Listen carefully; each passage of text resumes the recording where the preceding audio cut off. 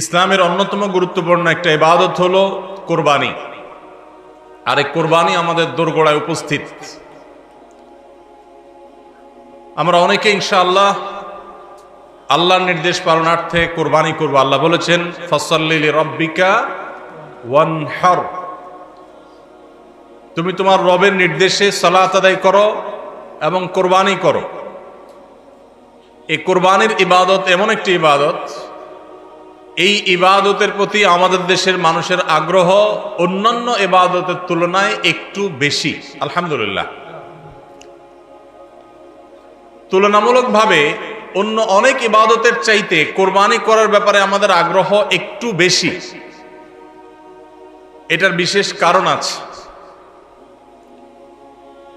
অন্যতম বড় যে কারণ সেটি হলো যে এটাকে আমরা উৎসব এবং কালচার হিসাবে নিয়েছি। সন্দেহ নেই এটা উৎসব, সন্দেহ নেই এটি কালচার, কিন্তু এটার প্রধান উদ্দেশ্য যদি ইবাদত না হয় তাহলে সেই আমল, সেই ইবাদতের, সেই ভালো কাজের বিনিময় আল্লাহর কাছে আশা করা যাবে না।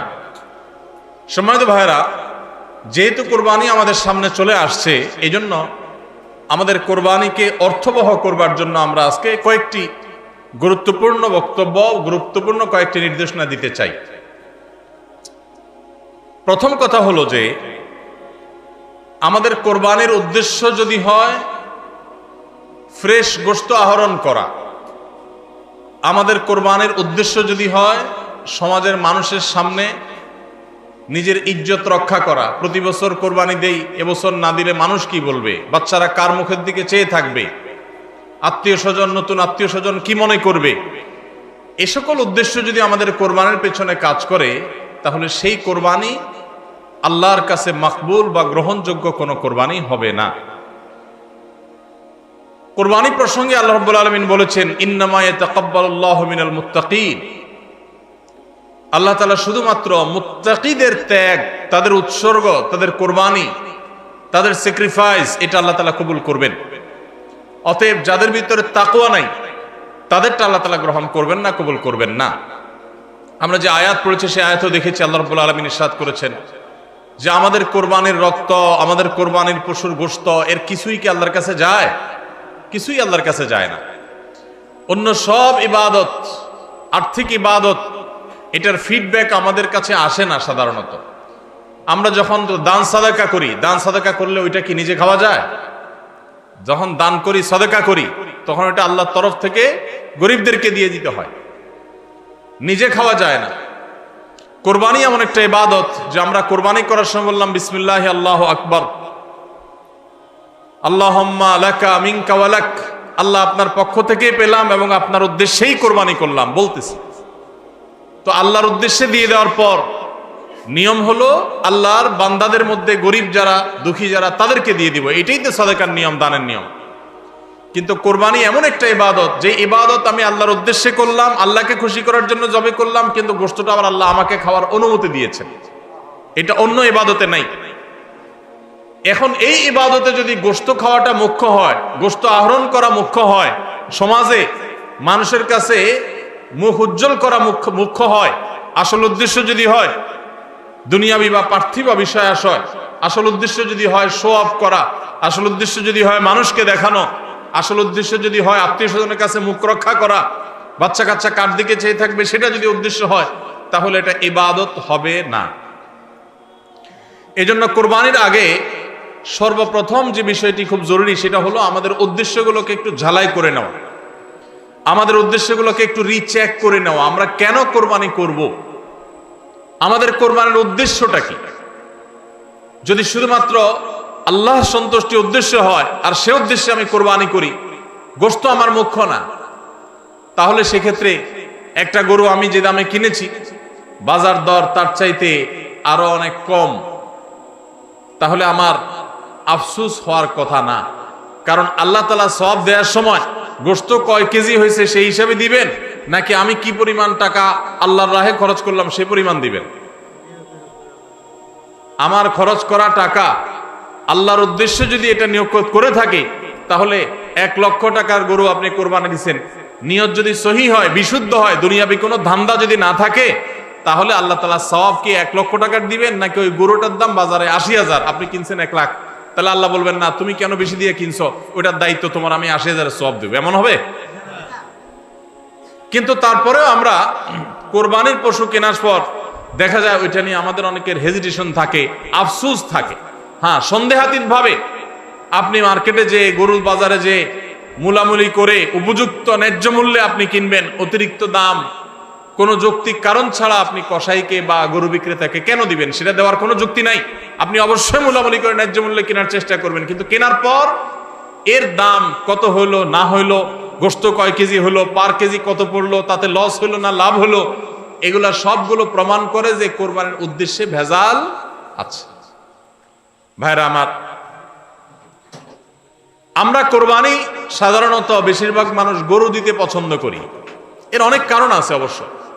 আমাদের দেশে ছাগল উৎপাদন হয় খুব কম, নানা কারণে ছাগল উৎপাদনের জন্য আমাদের এই দেশ, পৃথিবীর অনেক দেশে ছাগল অনেক বেশি উৎপাদন করা যায়।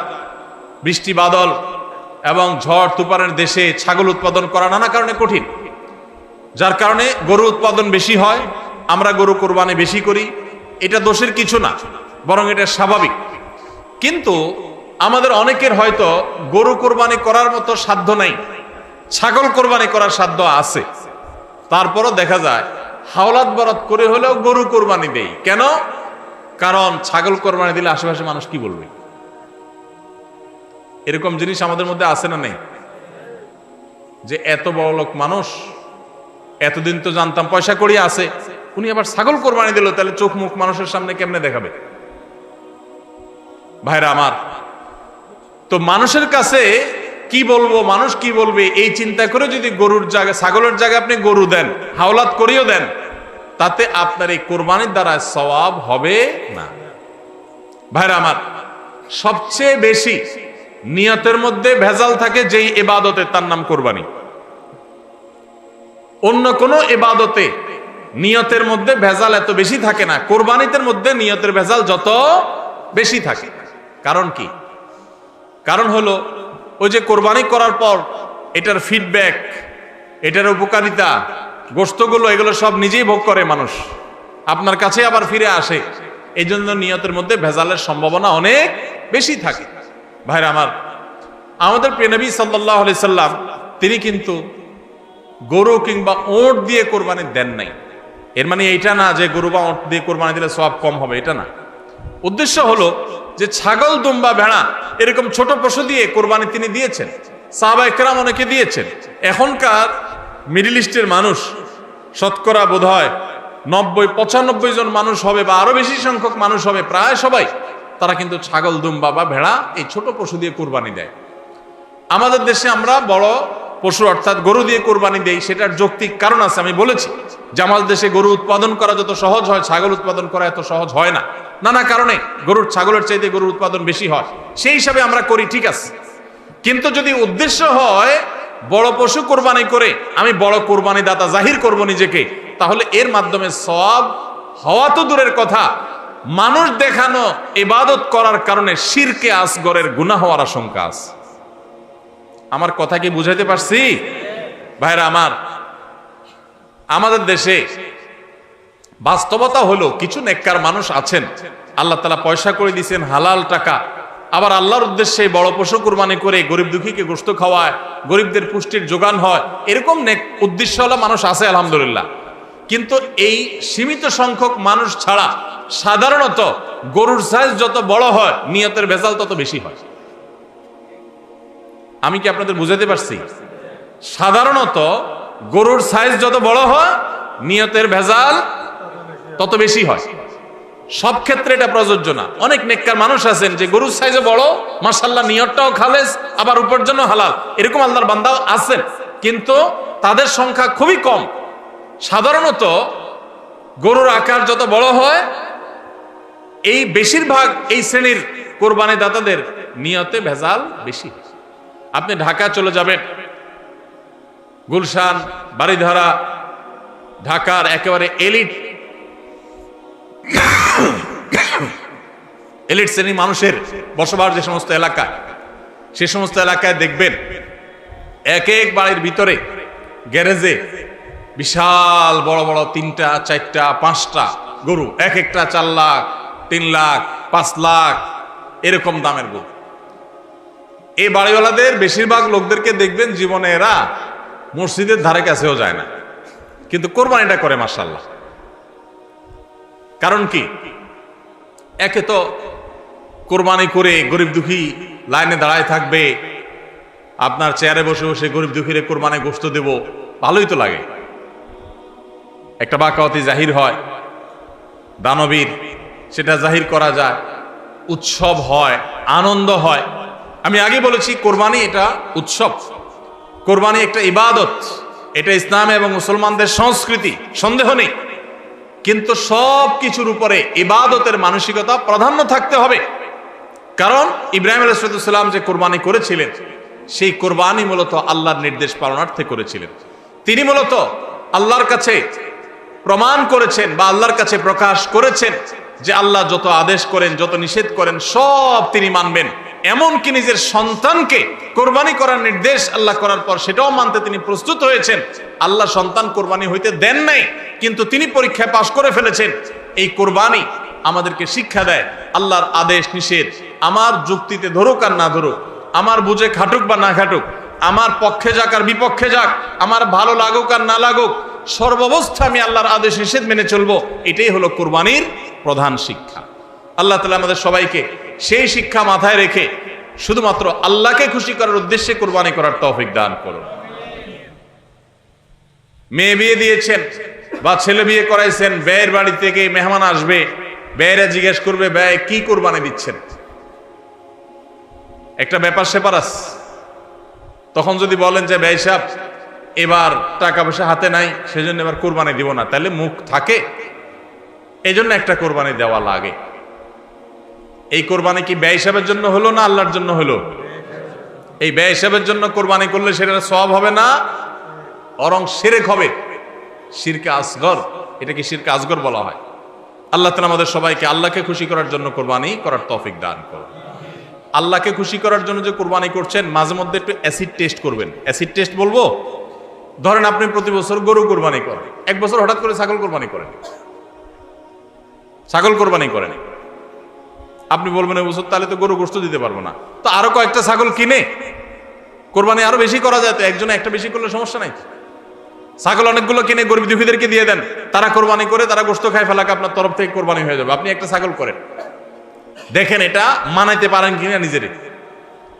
যদি কোনো অসুবিধা না হয় মানাইতে, তাহলে আলহামদুলিল্লাহ আল্লাহর শুকর আদায় করতে পারেন যে আপনার নিয়তের মধ্যে বোধহয় ভেজাল নাই। আর যদি মনে হয় না প্রতি বছর গরু দেই, এবার ছাগল দিলে কেমনে হয়, মানুষ কি বলবে, তাহলে বুঝতে হবে ডাল মে কুচ কালা নেই, পুরা হি কালা হয়। আল্লাহ তাআলা আমাদের সবাইকে ইখলাসের সাথে তাকওয়ার সাথে কোরবানির এই আমলটি সম্পাদন করার তৌফিক দান করুন। ভাইরা আমার, কোরবানির সামনে আসছে, এখন থেকে আমরা একটু পরিবারের সদস্যদেরকে নিয়ে বসি, বাচ্চা সহ ফ্যামিলির সব সদস্যরা একটু বসেন, মশওয়ারায় বসেন, পরামর্শ মজলিসে বসেন, বসে জিজ্ঞাসা করেন আমরা আসলে কোরবানিটা কেন করতেছি। গোশত খাওয়া, ফ্রেশ গোশত আহরণ করা, মানুষের সামনে নিজেদের মুখ উজ্জ্বল করা, কি ধান্দা, উদ্দেশ্য কি? একজন একজন করে সবাই মতামত নেন এবং এটা নিশ্চিত করেন যে আমরা আল্লাহর জন্যই কোরবানি করছি। এটা কিভাবে নিশ্চিত করব? একটা তো বললাম যে বিশাল বড় গরু কোরবানি করেন সব সময়, এবার একটু ছাগল কোরবানি করেন, দেখেন তো মনে মানাইতে পারেন কিনা। কারণ আপনি বলবেন ভাই গরু কোরবানিতে অনেক টাকা লাগে, ছাগলে তো অনেক কম টাকা লাগে, তাহলে এই কোরবানি ওইটা চাইতে কিভাবে উত্তম হয়? আমি উত্তম বলতেছি না, আমি বলতেছি যে আপনার নফস, আপনার মন মানে কিনা যে আমি গরুর জায়গায় ছাগল কোরবানি করলেও তো হবে, হবে না হবে না? কেউ যদি ছাগল কোরবানি করে তার কোরবানি হবে কি হবে না? হবে। কোরবানি ছাগলও করা যায়, গরুও করা যায়, বেড়াও করা যায়, দুম্বাও করা যায়, মহিষ দিয়েও করা যায়, উট দিয়েও করা যায়, এসব পশু দিয়ে কোরবানি করা যায়। অতএব আপনি এবছর একটু ছাগল দিয়ে করেন, বাকি গরু কেনার যে আরো বাজেটের টাকা ছিল সেগুলো দিয়ে আরো কয়েকটা ছাগল কিনে গরিব মানুষকে দিয়ে দেন, ওটা যাতে এলাকা মানুষ টেন না পায়, অন্য এলাকায় দিয়ে দেন।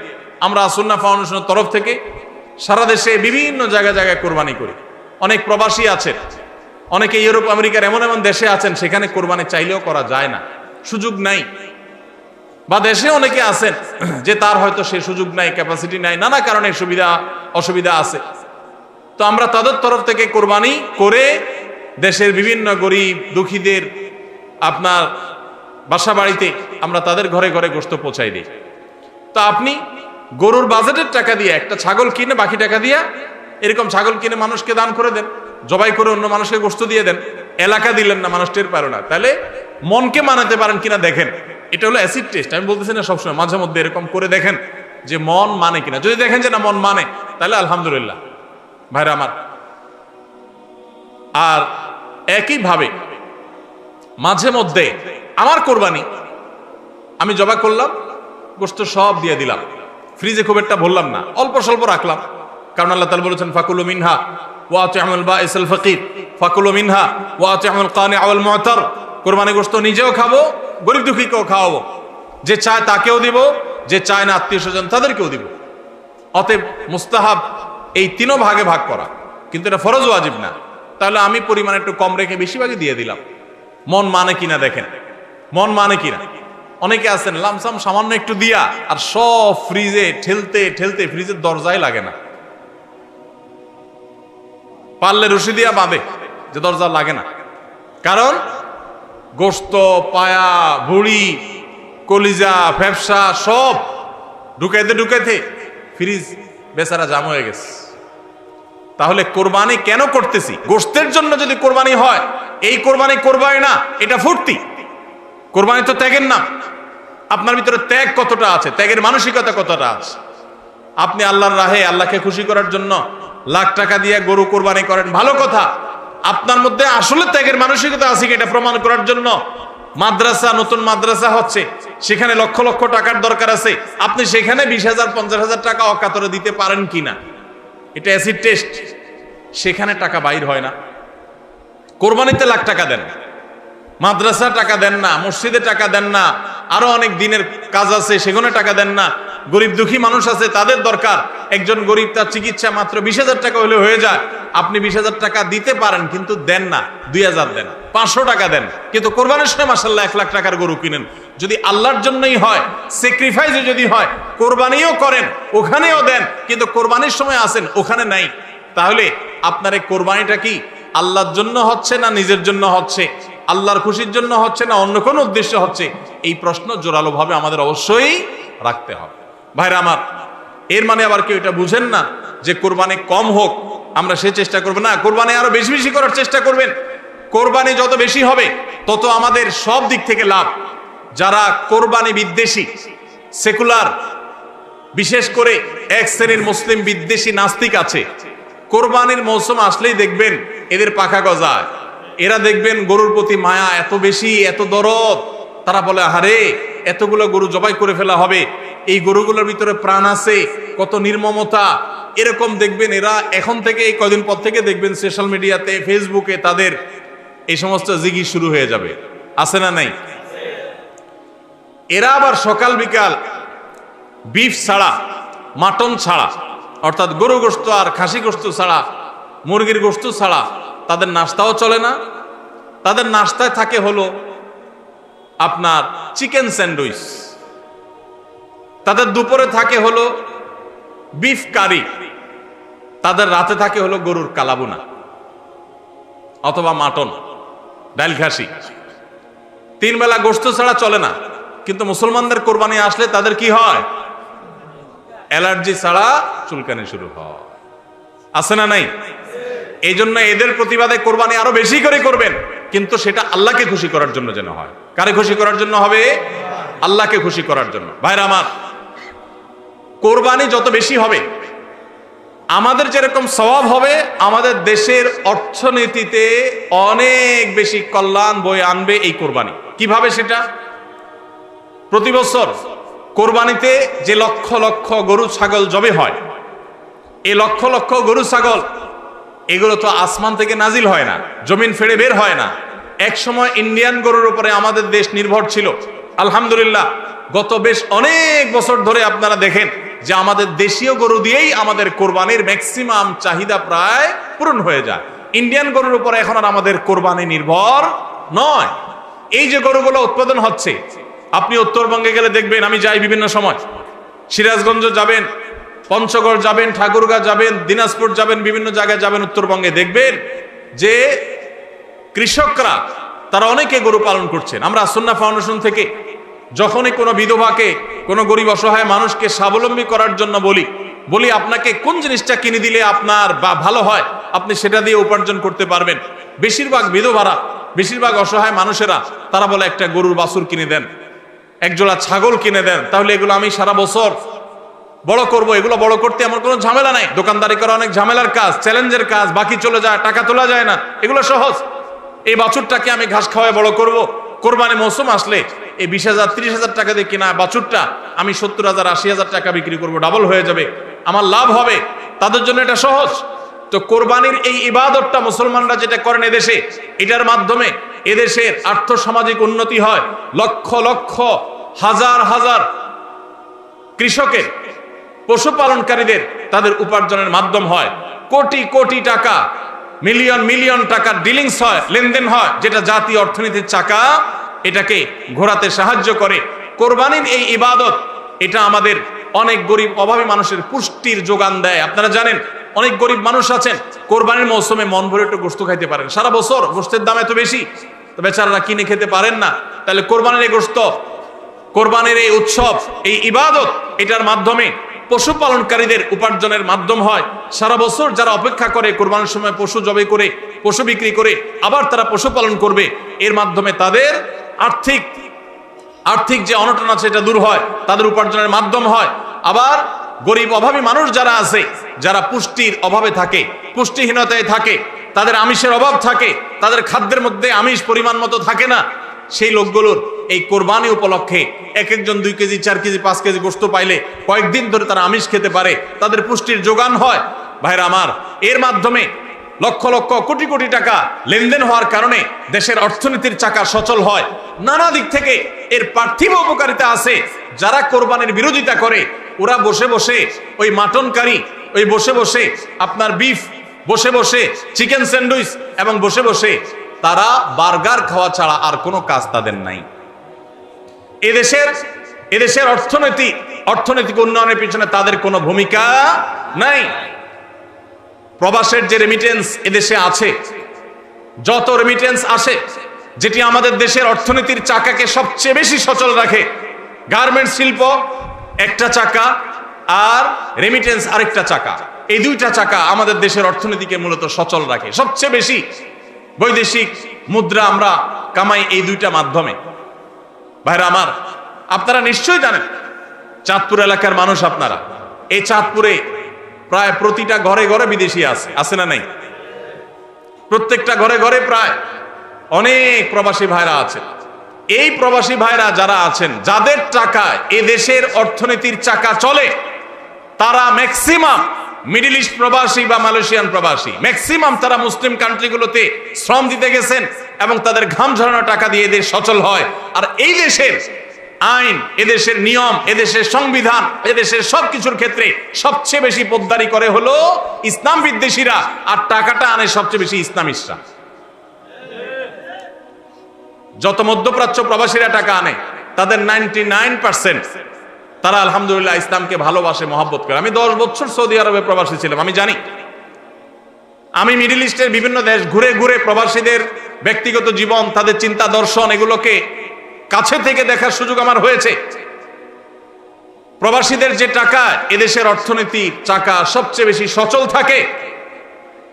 আমি ইউরোপ আমেরিকায় থাকা প্রবাসী ভাইদের প্রতি শ্রদ্ধা রেখে বলছি, তাদের মধ্যে অনেকে আছেন তারা দেশকে ভালোবাসেন, কিন্তু ম্যাক্সিমামের অবস্থা হলো যে তারা যদি ওই সমস্ত দেশে একবার যেতে পারে, তাহলে দেশে জমি জমা, বাড়ি গাড়ি যা আছে এগুলা বিক্রি করে ডলার করে হুন্ডির মাধ্যমে নিয়ে যায়।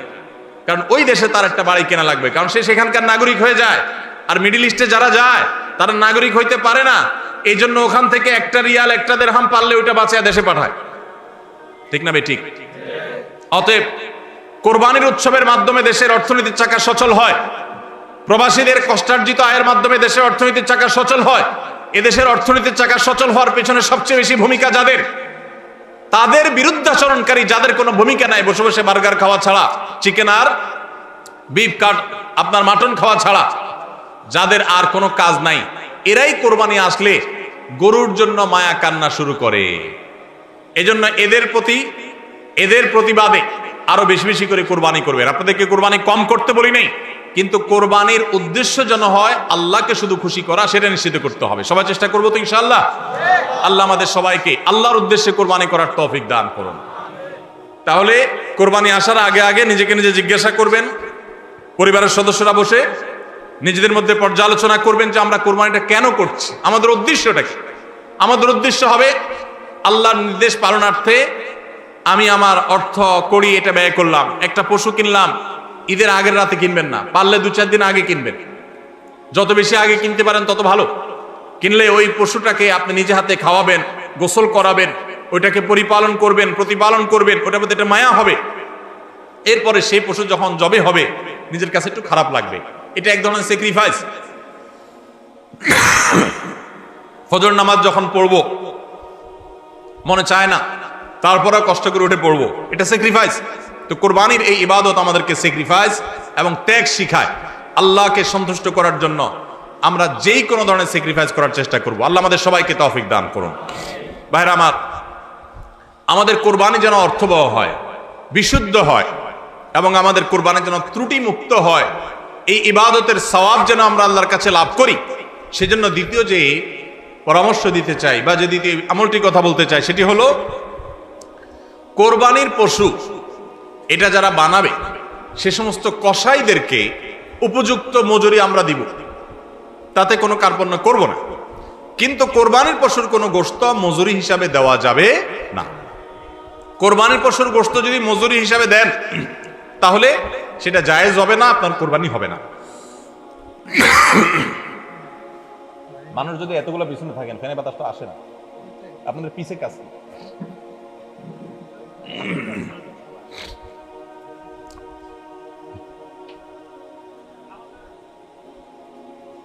জি ভাই, তো যেটা বলছিলাম যে কোরবানির পশুর গোশত এটা যে কসাইরা বানায়, সে কসাইদেরকে কোরবানির পশুর গোশত থেকে কিছু দেওয়া যাবে না। এখন আপনি বলবেন, ভাই কেমন কথা, যেই বেচারা কোরবানির পশুটা জবে করলো, সরি গোশতটা প্রস্তুত করলো, চামড়াটা ছিললো, এত কষ্ট করে বানাইলো, গোশতগুলো সব নিয়ে বাসাতে উঠে যাবো আর তার কিছুই দেবো না, কেমন হয়? দেখতে মনে হচ্ছে এটা অমানবিক না? আসলে কাহিনী ভিন্ন। কাহিনী কি? কাহিনী হলো কোরবানির পশু আমরা যখন জবাই করলাম, বিসমিল্লাহ আল্লাহু আকবার, আল্লাহুম্মা মিনকা ওয়ালাক, এটা যখন জবাই করলাম আল্লাহর নামে, তখন এই পশু আল্লাহর নামে জবে হয়ে গেছে। এটা মূলত যেটা বললাম গরিব দুঃখীকে দেওয়ার কথা। কারণ আমরা যখন যাকাত দেই, সাদেকা দেই, তখন কি ওটা নিজে খাইতে পারি? আর তাহলে কোরবানি গোশত তো খাইতে পারার কথা না, কিন্তু আমরা খাইতে পারতেছি কেন? আল্লাহ তাআলা এই একটা আর্থিক ইবাদত আল্লাহ কবুল করেছেন। আমরা যখন সহি নিয়ত যদি করে থাকি, আল্লাহ কবুল করে এরপর বলেন ঠিক আছে তোমাকে দিলাম, তুমি খাও আমার তরফ থেকে, আল্লাহর তরফ থেকে এবার আমি খাই। তো এই কোরবানির গোশত এটা বিক্রি করা জায়েজ আছে না জায়েজ নাই? না জায়েজ। কেন জায়েজ নাই? কারণ এটা তো ওই যে আল্লাহ আমাকে হাদিয়া দিয়েছেন গ্রহণ করার জন্য, আল্লাহর নামে দিয়ে দিয়েছি, এটা আমি বিক্রি করার সুযোগ নাই। এখন কসাইকে যদি আমি গোশত দেই পারিশ্রমিক হিসাবে, তাহলে এটা একরকম বিক্রি করার মতো হয়। কিভাবে? তিনি কষ্ট করেছেন, তাকে তার বিনিময় দিলাম, তাহলে বিক্রি করার মতোই হলো। আমি গোশতটা তাকে একটা বিনিময় নিয়ে দিলাম, গোশত দিয়ে টাকা নিলাম, বিক্রি করা এটা, এখানে গোশত দিয়ে শ্রম দিলাম, একই জিনিস। এই জন্য এটা জায়েজ নাই। তাহলে কি করবেন? কসাইকে তার ন্যায্য মূল্য দিবেন। একটা গরু বানানোর জন্য যা লাগে তা পুরাটা দিবেন এবং আগে ভাগে এগুলো চুকায় নিবেন। মুশকিল হলো কসাইরা জানে যে একটা গরু বানাইতে হয়তো বাজার দর অনুযায়ী সে 10,000 টাকা নিত, এখন সে 8,000 রাজি হয়ে গেছে। কেন 8,000 রাজি হয়ে গেছে? কারণ সে জানে তার সাথে আরো যে 3-4 জন থাকবে, সবাইরা আপনি কমপক্ষে এই 4 জনকে যদি 2 কেজি করে বা 3 কেজি করে গোশত দেন, তাহলে 3-4 12 কেজি হবে। তো 12 কেজি গোশতের বাজারের দাম কত? হ্যাঁ, তাহলে চিন্তা করবে সে যে আমার তো এই দিক দিয়ে 2,000 টাকা ছাড় দিলাম আর পাইলাম তার চাইতে আরো অনেক বেশি। এই জন্য কসাই কম টাকা রাজি হয়ে যাবে। কসাইকে এই জন্য আগে ভাগে বলে দিবেন, শুনেন, কথা শুনেন ভালো করে, গোশত কিন্তু আপনাকে এক পিছু দেব না, আপনি কত নিবেন সেটা আপনি চুকান, আমার খাটলে নেব, না হলে অন্য কসাইয়ের সাথে আলাপ করবো, কিন্তু আগে মাথায় এটা রাখেন আপনারা কিন্তু আমি গোশত দেব না, টাকা যা নেওয়ার নিবেন। নবী করিম সাল্লাল্লাহু আলাইহি সাল্লাম আলী রাদিয়াল্লাহু তাআলাকে এটা বলে দিয়েছেন, কোরবানি করার সময় বলে দিয়েছেন, দেখো কসাইকে কিন্তু কোরবানি গোশত দিবা না, কোরবানি গোশত শুধু না, কোরবানি পশুর কোনো কিছু বিনিময় সেটা না, তাকে টাকা দিবা আলাদা, যত টাকা লাগে সেটা দিবা, গোশত দিবা না, তাহলে বিনিময় হয়ে যাবে, এটা জায়েজ হবে না, তোমার কোরবানি হবে না। এই জন্য ভাইরা এই জিনিসটা আমাদের সাবধান থাকতে হবে, কসাইকে কোরবানি গোশত বিনিময় হিসাবে দেওয়া যাবে না।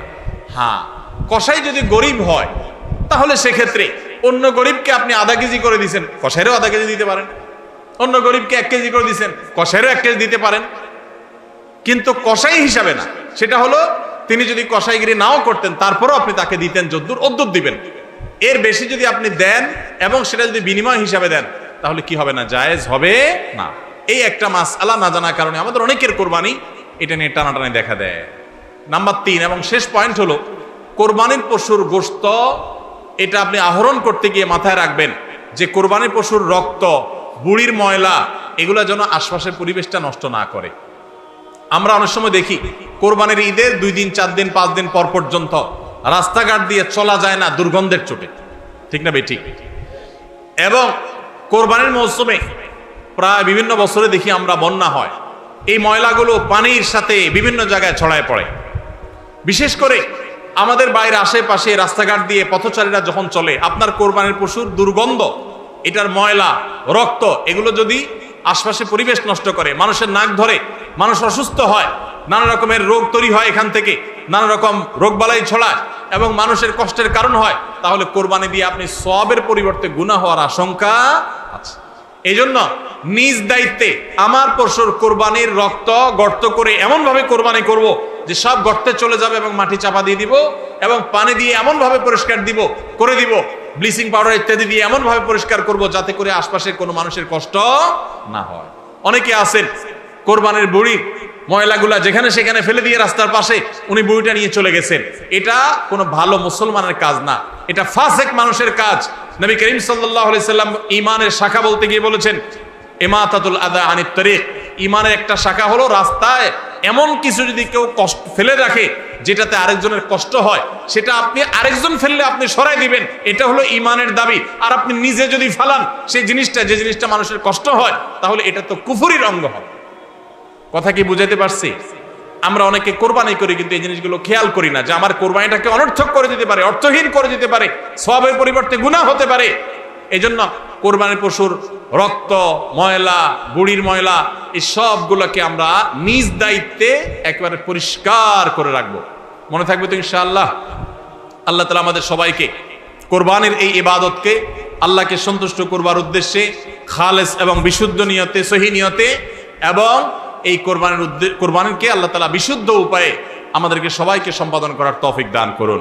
আমাদের কোরবানির পশুর রক্ত বা পশুর কোনো কিছু দুর্গন্ধ বা কোনো কিছু, কোনো ময়লা যেন পরিবেশকে দূষিত না করে, মানুষের কষ্টের যেন কারণ না হয়, আল্লাহ তাআলা আমাদের সবাইকে সে বিষয়গুলোকে মেনে চলার তৌফিক দান করুন। কে কত ভালো কোরবানি করলেন, কে কত ভালো মুসলমান, দায়িত্বশীল মুসলমান, এটা বোঝা যাবে কোরবানির পর পশু যেখানে কোরবানি করেছেন আশেপাশে কোনো জায়গায় কতটা পরিষ্কার আছে না আছে, এটার উপরে। এটা হলো মিটার, এটা দিয়ে মাপা যাবে যে আপনি মুসলমান, ইসলাম কতটা বুঝছেন। শুধুমাত্র জবাই করলেন আর গোশত খাইলেন, ইবাদত হয়ে গেল, এত সোজা না।